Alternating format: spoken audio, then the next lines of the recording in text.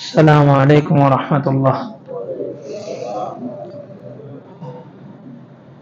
দাওয়াত দেওয়া হয়নি সবার।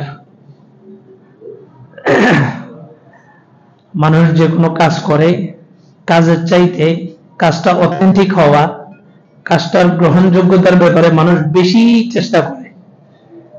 যে সকাল থেকে রাত পর্যন্ত কাজটা করলাম, কাজটা যদি সুন্দর না হয় মালিক এটার মজুরি দিবে না। এই কারণে সকাল থেকে সন্ধ্যা পর্যন্ত কাজের যে শ্রম দেয় তার চাইতে বেশি শ্রম, বেশি নত স্বীকার করে মালিকের কাছে কখন? যখন মজুরি নেওয়ার সময় হয়।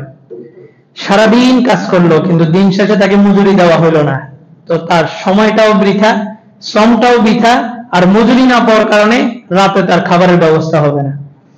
আখিরাতের বিষয়গুলো এমন। কষ্ট করে শীতের সময় নামাজ পড়ি, এই যে আমলগুলা করি, এই আমলগুলা যদি কবুল না হয়, দুনিয়াতে তো আমি কিছু পাই নাই, নামাজ পড়ছি, কেউ কোনো টাকা দেয় নাই নামাজের জন্য, মুয়াজ্জিন আযান দিছে, কেউ কোনো বিনিময় দেয় নাই। এই দুনিয়াতে কষ্টটা তো হয়েছে, কিন্তু আখিরাতে আল্লাহ যদি কবুল না করেন তাহলে আখিরাতেও কিছু পাইলাম না, তাহলে দুনিয়াও শেষ, আখিরাতও শেষ। এটা সহজ পদ্ধতি হচ্ছে দাওয়াত। আমি নামাজ পড়তে আসছি, নামাজ পড়ছি, কিন্তু নামাজ কবুল হয়েছে কিনা জানি না।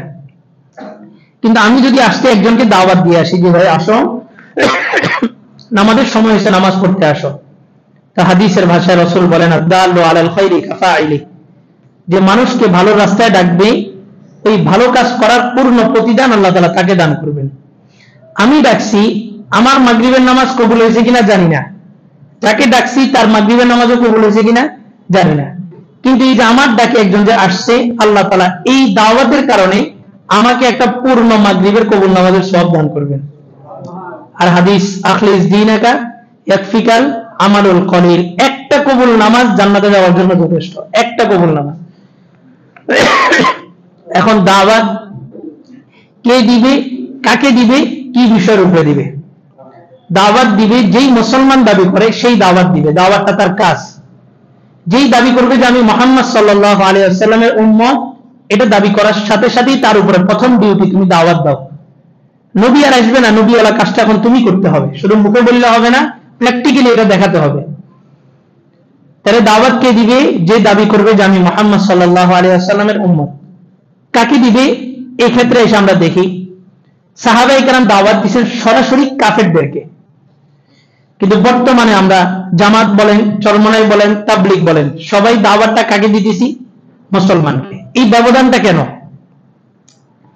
ব্যবধানটার মৌলিক জায়গাটা হচ্ছে সাহাবায়ে কেরাম যখন কাফেরদেরকে দাওয়াত দিয়েছেন তখন প্রতিটা সাহাবী কুল্লুহুম উদুল, প্রত্যেকে হকের মাপকাঠি ছিলেন, প্রত্যেকের মধ্যে ন্যায়পরায়ণতা ছিল, প্রত্যেকের মধ্যে সততা ছিল।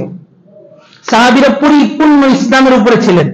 এরপরে যে কাফেরকে দাওয়াত দিয়েছেন, দাওয়াত দিতে গেছেন, ভাষা জানেন না, সোমালিয়া, এই সমস্ত ইথিওপিয়া যে জায়গাগুলো আছে এগুলোর ভাষা হচ্ছে সুরিয়ানি, সাহাবায়ে কেরাম ছিলেন আরব, তো দাওয়াত দিতে গেছেন, ভাষা জানেন না, তো কি করবেন? 3 দিন মহল্লার মধ্যে অবস্থান করছেন, তো মহল্লার মানুষ তাদের চলাফেরা দেখেই মুসলমান হয়ে গেছে, কোনো কথা বলার প্রয়োজন হয়নি। এক ইহুদি দেখতেছে একজন সাহাবী ইস্তেঞ্জা করতেছে, জরুরত সারতেছে, সে গভীর ভাবে খেয়াল করলো যে উনি প্রাকৃতিক জরুরত সারার পরে ধুলাগুলো করছেন, তারপরে পানি দিয়ে ধুইছেন, তো বলে যে এত পবিত্রতা, তো বলে যে আমাদের ইসলাম আমাদেরকে পবিত্রতা শিখাইছে।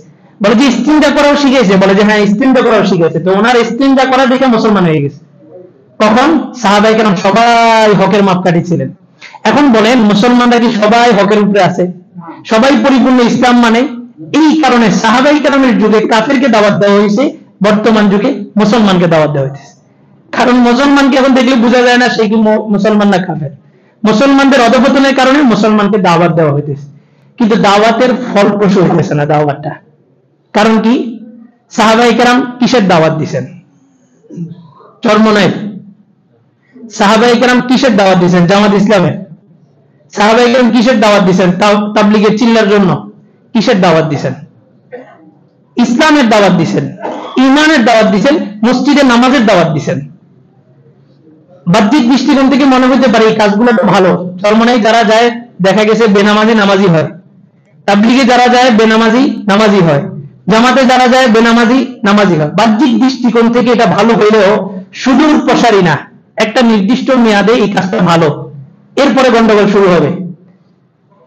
তাবলীগ জামাতের তাবলীগের বিষয়টাকে আমরা এতটাই গুরুত্ব দিছি যে আমাদের কাছে মনে হলো এই জামাতটা প্রত্যেকটা মসজিদে মসজিদে যা কাজ করা দরকার।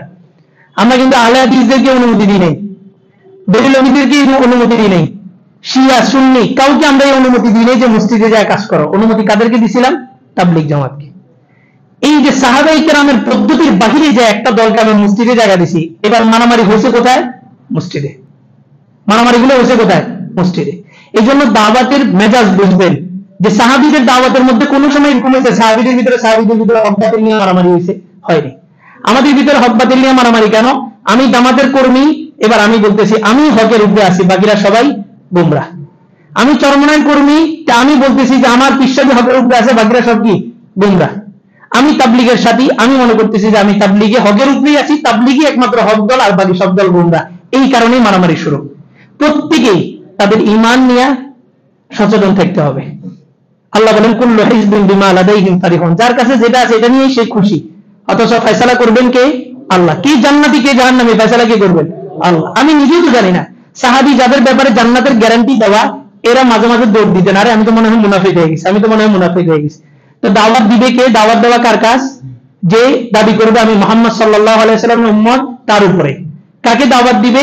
ওই ক্ষেত্রে মুসলমানও হতে পারে, কাফেরও হতে পারে। কি দাওয়াত দিবে? কোন দিকে দাওয়াত দিবে? ইসলামের পথে দাওয়াত দিবে। আসো ভাই নামাজের পথে, আসো ভাই ইসলামের পথে।